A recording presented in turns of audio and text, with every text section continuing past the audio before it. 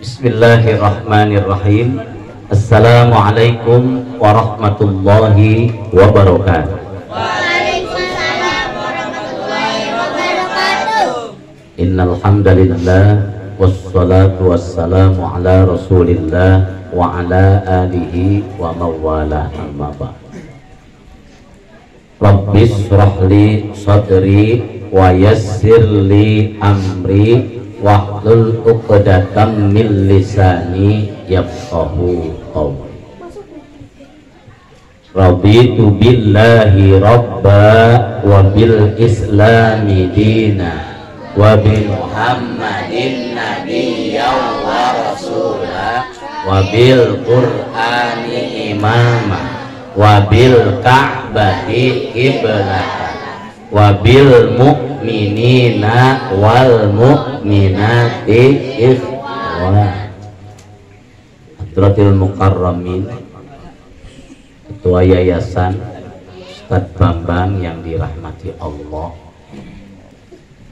dan juga para kru, ada Bang Ahmad Jaka, ada Bang Brus, ada Maji Mano, Ibu Edah, Ibu satu lagi lupa, pasti lupa,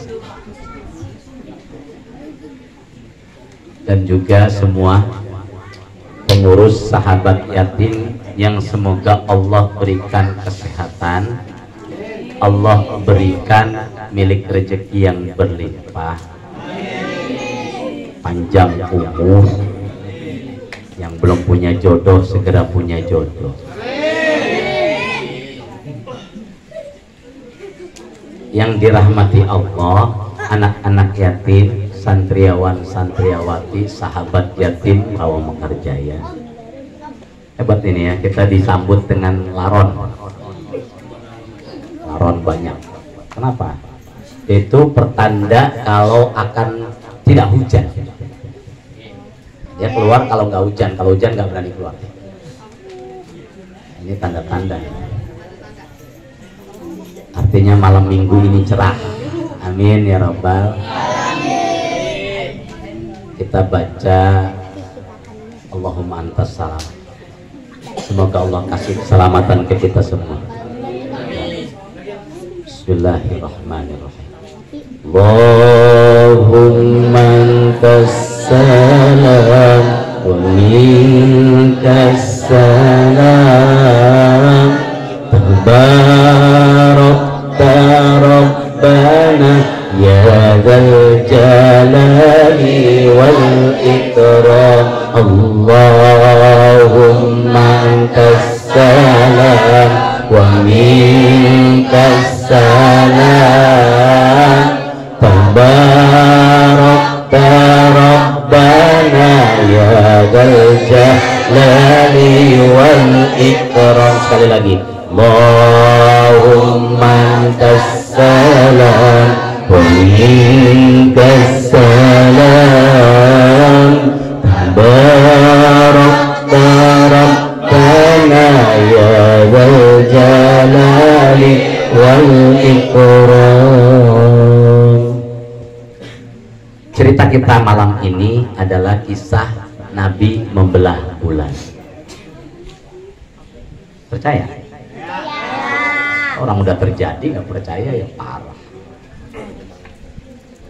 Diriwayatkan dalam kitab Bukhari, diriwayatkan oleh Anas bahwa anna ahla Makkah sa'alu Nabi Shallallahu Alaihi Wasallam, bahwa pada suatu hari penduduk Mekah minta bukti tanda kerasulannya yang disebut mukjizat.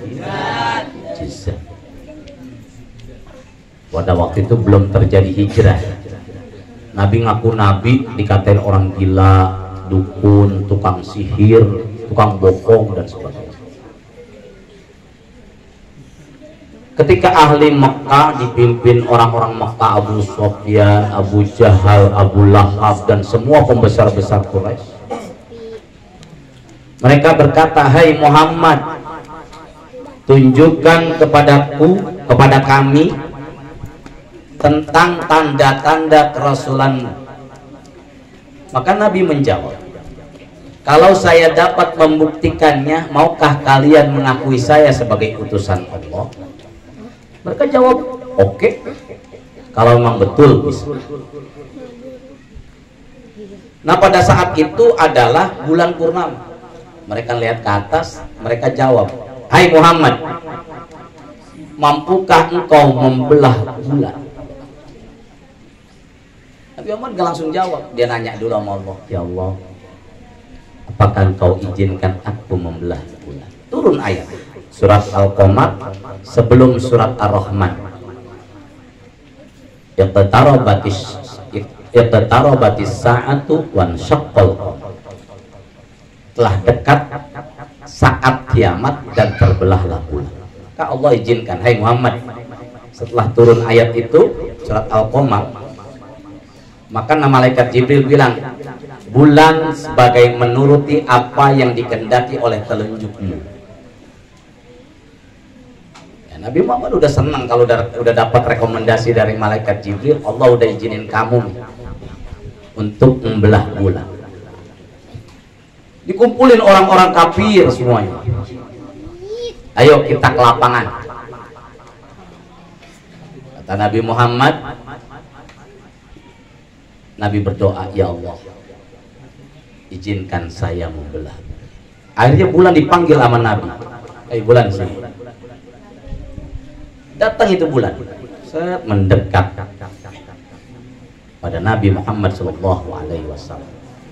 Ini ceritanya dalam kitab Bukhari ya, karena ada cerita versi yang banyak tentang pembelahan bulan.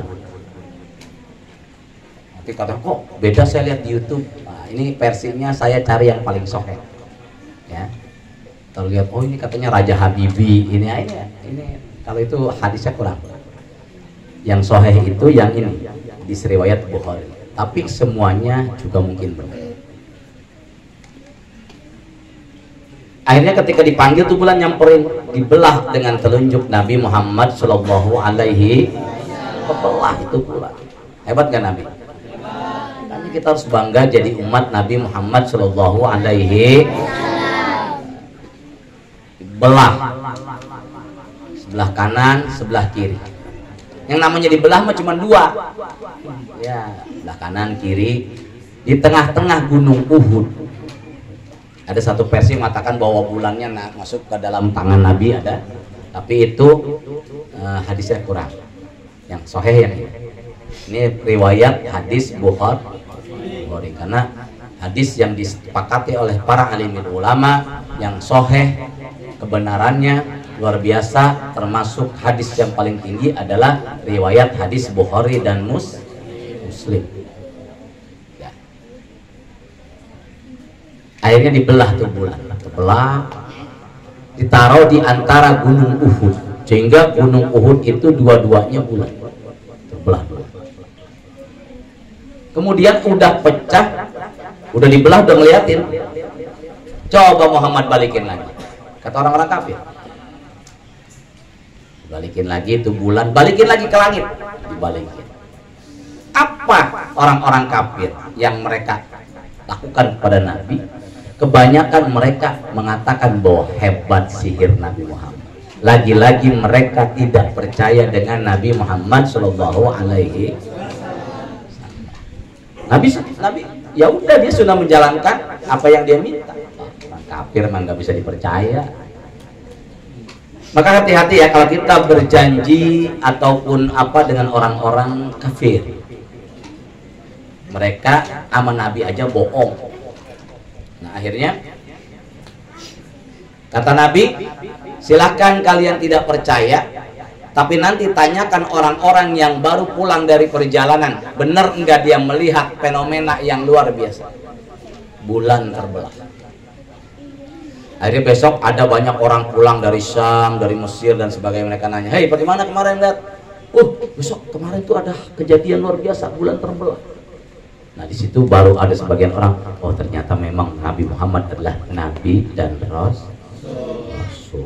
Maka tapi tersiar orang-orang Mekah, oh nah, Nabi Muhammad itu tukang sihir, sulap merah, sulap merah ya. Tapi hebat tuh selat merah. Saya senang tuh ya, karena mencoba melogikakan sulap. Jadi orang jangan percaya loh ini trik. Hebat tuh. Saya sedikit apa ya, selat merah. Agak respect juga sama dia tuh. Hebat juga. Enggak sembarangan dia pakai ilmu itu. Iya. Dia santri, bajunya bagus, merah-merah terus. Artinya bahwa ada kekuatan yang Allah berikan kepada semua orang dengan kekuatan yang sama. Kalau mukjizat diberikan kepada Nabi dan Rasul, belah laut Nabi Musa, menghidupkan yang mati Nabi Isa, menghidupkan binatang yang sudah mati Nabi Ibrahim. Nabi Muhammad salah satunya belah bulan. Gak ada yang mustahil bagi Allah. Belah di bulan dibelah enggak? Sehingga dicelidiki oleh para astronot bahwa memang pernah terjadi pembelahan bulan. Itu dibenarkan oleh para astronot dan orang-orang itu akhirnya masuk Islam sebagian. Itu salah satunya yang bahwa kita harus dari cerita tadi, bahwa kita satu yang harus kita pahami adalah bahwa Nabi Muhammad itu adalah Nabi yang sangat luar biasa, Nabi hebat. Jadi perlu tahu bahwa Nabi Muhammad SAW itu pernah belah bulan. Kalau Nabi Musa pernah belah lautan. Gedean mana bulan sama laut? Bulan budebat mana jauh lagi. Tapi apapun yang dilakukan, oh masa iya bulan terbelah? Itu kuasa Allah. Lagi-lagi kuasa Allah. Kalau Allah mau belah, bumi dibelah boleh, bisa. Langit dibelah-belah juga boleh.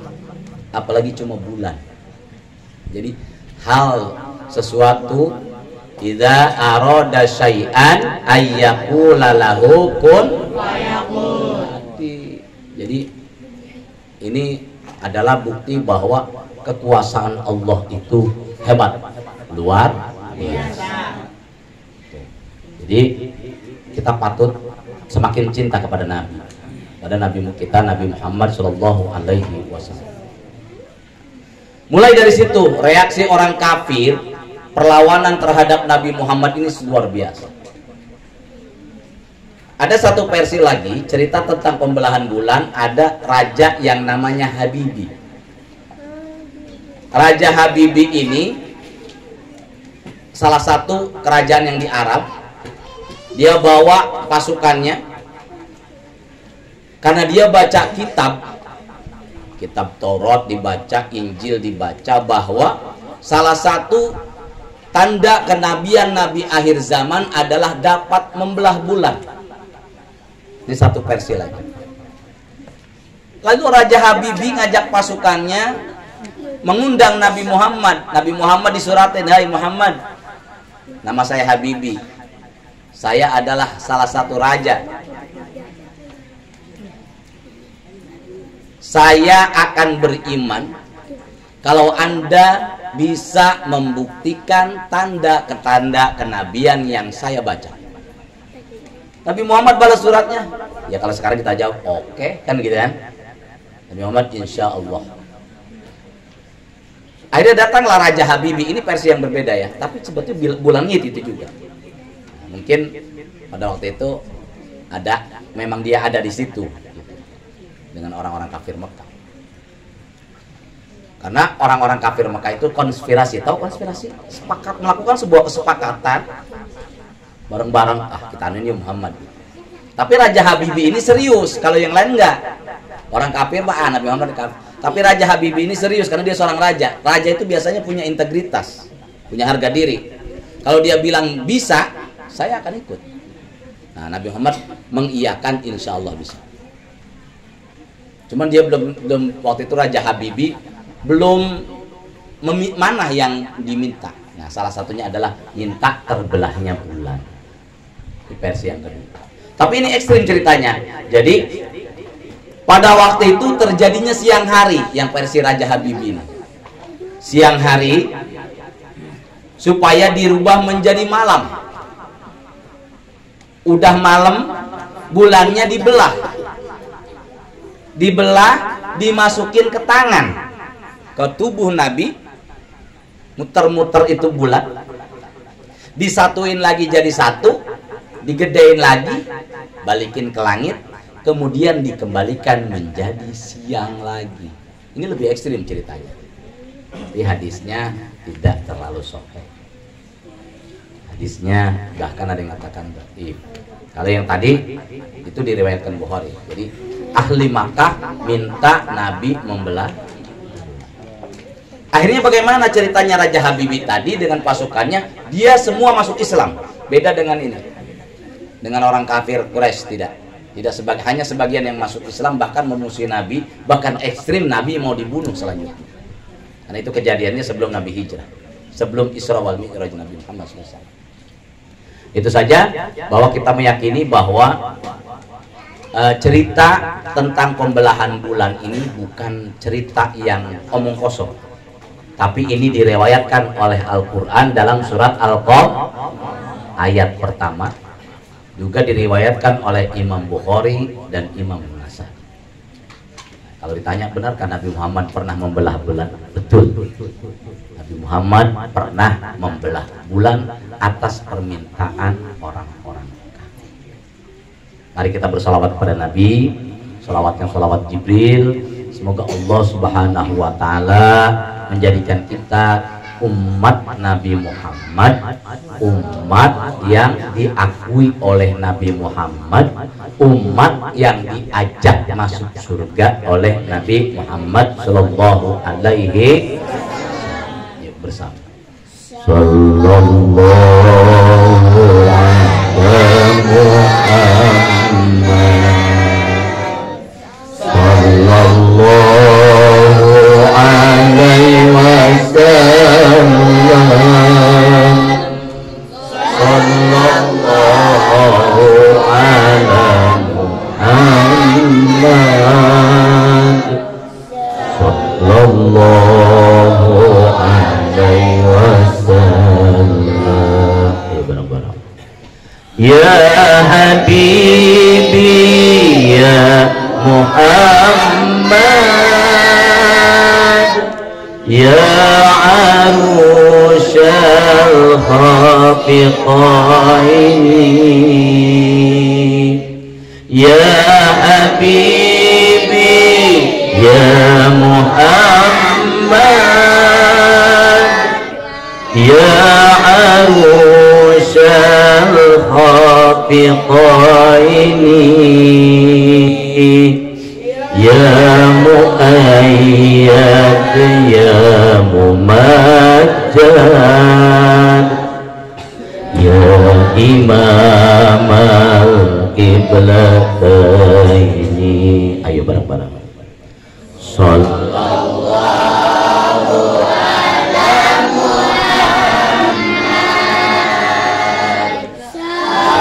sallallahu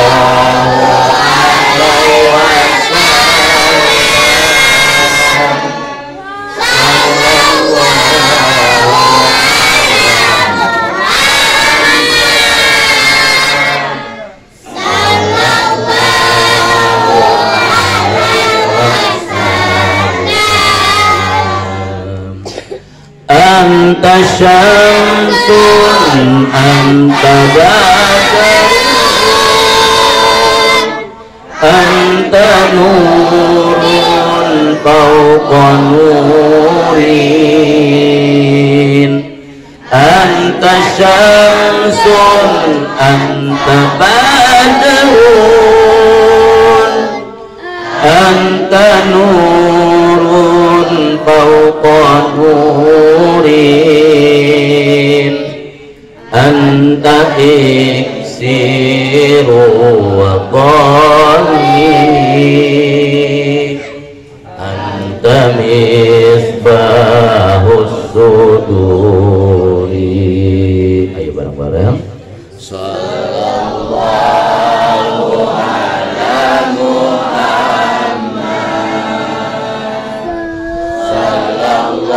sallallahu alaihi wasallam, sallallahu ala Muhammad, sallallahu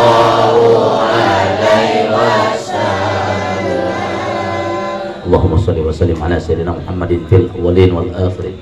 Barik wa sallim radhiyallahu ta'ala an sadatina ashabi sayyidina Rasulillah ajma'in. Rabbal alamin hamdan yuwafi ni'amahu wa yukafi'u mazidah. Ya Rabbana lakal hamdu lakas syukru kama yanbaghi li jalali wajhikal karim wa li 'azimi sultanik. Allahumma salli ala sayyidina Muhammadin salatan tunjina biha min jami'il ahwali wal afat wa taqdilana jami'al hajat wa tutahhiruna biha min jami'is sayyi'at wa tarfa'una biha indaka a'lad darajat wa tuballighuna biha aqsal ghayat min jami'il khairati fil hayati wa ba'dal mamat. Allahumma ighfir lana wa liwalidayna warhamhuma kama rabbawna shighara wa li jami'il muslimina wal muslimat wal mu'minina wal mu'minat al ahya'i minhum wal amwat. Allahumma inna nas'aluka salamatan fid din wa afiyatan fil jasad wa ziyadatan fil ilmi wa barakatan fil rizqi wa rahmatan indal maut wa maghfiratan ba'dal maut wa taubatan qablal maut. Allahumma hawwin alaina fi sakaratil maut wan najata minan nar wal afwa indal hisab. Allahumma hassil maqasidana wa balligh muradana bil khair wa yassir umurana umurad dunya wal akhirah bi rahmatika ya arhamar rahimin. Rabbana la tuzigh qulubana ba'da idh hadaytana wa hab lana min ladunka rahmah innaka antal wahhab. Rabbana atina fid dunya hasanah wa fil akhirati hasanah wa qina adzabannar. Subhana rabbika rabbil izzati amma yasifun wa salamun alal mursalin walhamdulillahi rabbil alamin. Qabul. Wallahul muwaffiq ila aqwamit thariq. Wassalamu alaikum warahmatullahi wabarakatuh.